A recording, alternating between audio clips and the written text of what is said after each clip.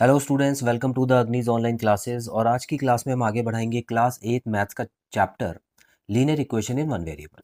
सो students, आज question number 55 की बारी है।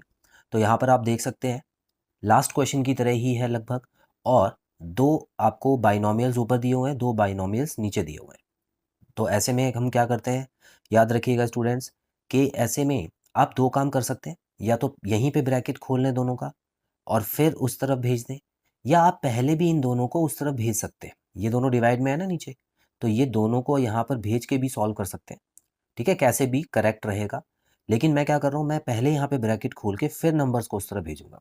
तो स्टूडेंट्स, यहाँ पर आप देख सकते हैं 4 जब इन दोनों से मल्टीप्लाई होगा तो क्या होगा, 4 5 20 हो गया, और 4 और माइनस एक्स हो गया -4x।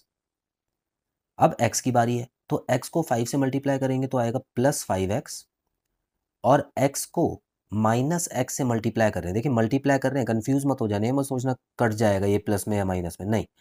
x को जब -x से मल्टीप्लाई करेंगे तो ये हो जाएगा -x²। क्लियर? ये सारी चीज़ें क्लियर रखना है स्टूडेंट्स। देखिए मल्टीप्लाई करना माइनस करना अलग अलग होता है। चलिए, यहाँ पे ब्रैकेट लगा हुआ है, इस वजह से मैंने मल्टीप्लाई किया। ब्रैकेट नहीं होता तो इसको काट भी देते।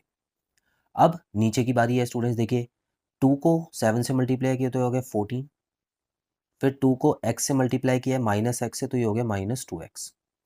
अब x को 7 से मल्टीप्लाई करूंगा तो ये हो गया +7x, और ये हो गया -x² is equal to 1। Clear है? चलिए अब आगे बढ़ते हैं। अब आप एक और चीज़ देखिए, अभी ये और भी सॉल्व हो सकता है। देखिए x वाली टर्म्स जो है वो सॉल्व हो सकती है यहाँ पे, तो वो भी कर देते हैं। 20 तो ऐसे ही रहेगा, -4x + 5x, इसका मतलब +x। क्लियर है? +x हो गया ये, -x²। अपॉन में क्या बचा, 14 तो ऐसे ही लिखना पड़ेगा।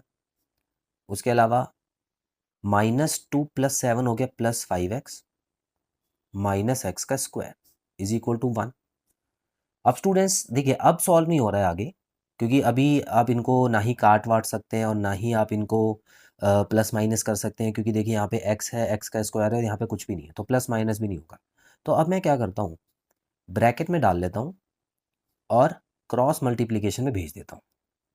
ठीक है, अब ऐसा समझिए कि सामान को भेजने से पहले, पोस्ट करने से पहले आपको उसकी पैकिंग करनी होती है, इसलिए ब्रैकेट में डाल दिया। ठीक है, चलिए अब मैं यहाँ पे क्या करूँगा, देखिए 20 + x -x² is equal to, ये वाला जो ब्रैकेट है एज इट इज़ यहाँ पे आ जाएगा, क्योंकि 1 से मल्टीप्लाई होगा तो कोई भी नंबर चेंज नहीं होगा।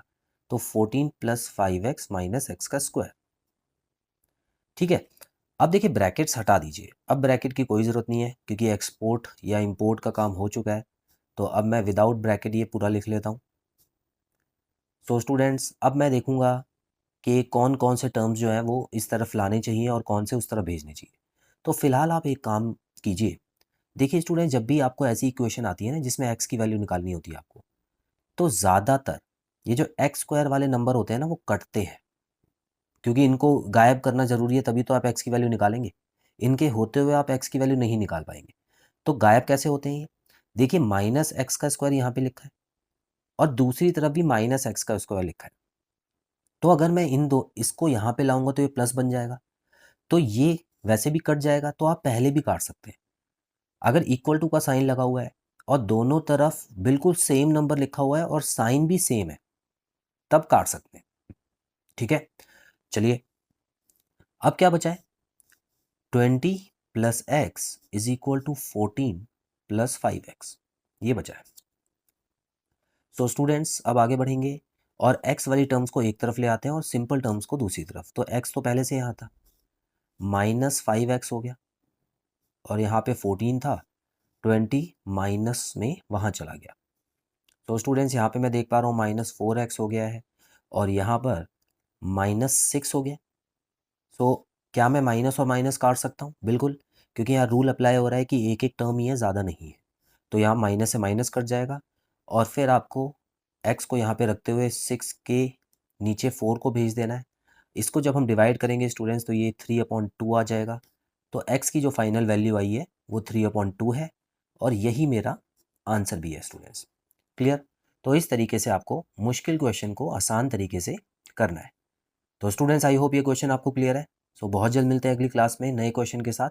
Till then bye bye.